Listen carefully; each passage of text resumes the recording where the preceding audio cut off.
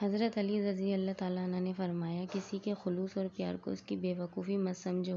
کسی دن تم خلوص اور پیار تلاش کرو گے اور لوگ تمہیں بے وقوف سمجھیں گے۔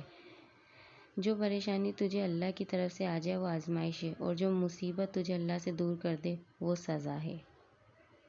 جب آنکھیں نفس کی پسندیدہ چیزیں دیکھنے لگیں تو دل انجام سے اندھا ہو جاتا ہے۔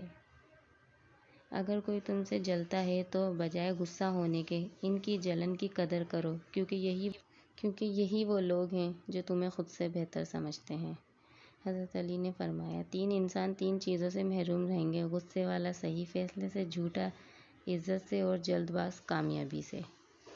تم کسی کو چاہو وہ تمہیں ٹھکرا دے تو یہ اس کی بد نصیبی ہے، اس کے بعد تم اس کو زبردستی اپنانا چاہو تو یہ تمہاری نفس کی ذلت ہے۔